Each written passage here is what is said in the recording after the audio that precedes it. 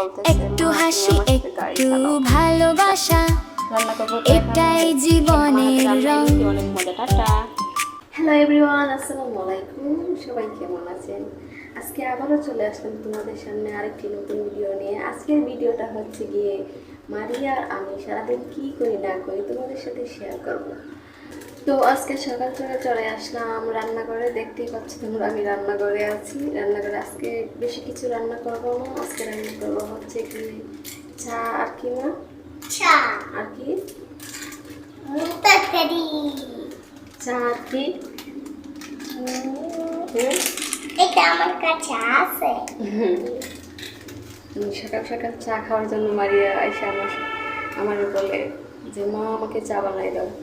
সকালে ঘুম থেকে উঠেই বলবে যে মা আমাকে চা বানাই দাও। কি বলো? আমার চা বানাই দিবে। হ্যাঁ, চা বানাই দেবো। সবাইকে একটা হাই বলে দেবে। হ্যাঁ, হাই। সবাইকে একটা হাই বলে দাও। বেশ সুন্দর করে দাও। হাই দাও, সুন্দর করে বলো। বলো হাই। বলো কেমন আছে সবাই?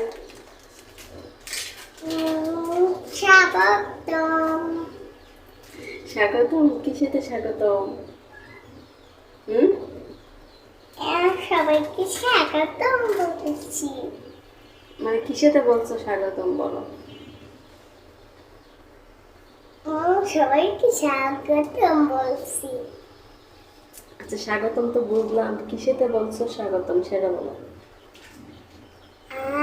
স্বাগতম।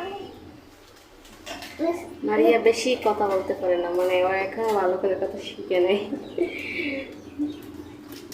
তো এখন সকালের নাস্তা তৈরি করবো।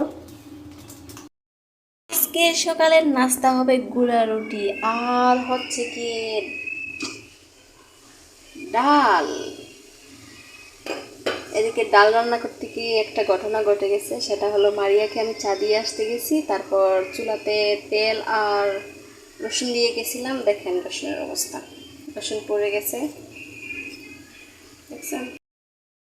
তো আজকের নাস্তা এতটুকুই ডান। সারপ্রাইজ। হ্যাঁ, সারপ্রাইজ দাঁড়াও দিচ্ছি। আজকের নাস্তা এতটুকুই ডান, মানে এখন নাস্তা করব। মারিয়া আসছে খাওয়ার জন্য নাস্তা, আবার রুটি খাবে। কি খাবে তুমি? চকলেট। চকলেট? চকলেট খেলে দাঁতে পোকা হয় না? আমি চকো চকো। চকলেট খেলে দাঁতে পোকা হয় না মা। এখন রুটি খাবা না, তুমি না চা খাইলে? হ্যাঁ, না, আমার কাছে তো প্যাকেট নাই।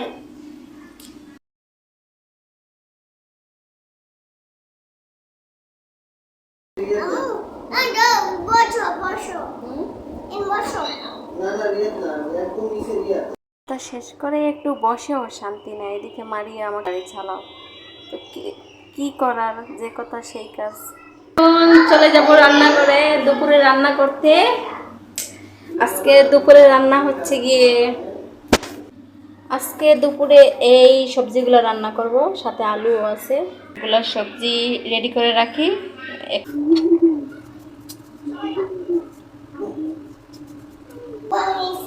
কি হয়েছে মা? হাগু বানাইছি। হাগু বানাইছো? আল্লাহ, এই যে দেখেন। এটা কার হাগু? এটা মারিয়ার সবাই হাগু। এটা সবাই হাগু।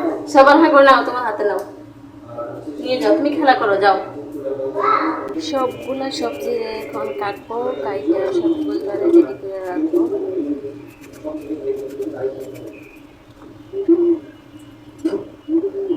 দেখেন আমার সবজি কাটা শেষ। এখন চলে আসলাম রান্না করতে। এদিকে ভাত বসিয়ে দিলাম, আর অন্যদিকে চুলায় কড়াই বসিয়ে দিলাম। তেল দিয়ে দেব, আর সাথে মাছকে। তো আজকের ভিডিওটা যদি তোমাদের কাছে ভালো লাগে অবশ্যই আমার চ্যানেলটিকে সাবস্ক্রাইব করবে, আর একটা লাইক দিতে কিন্তু ভুলবে না।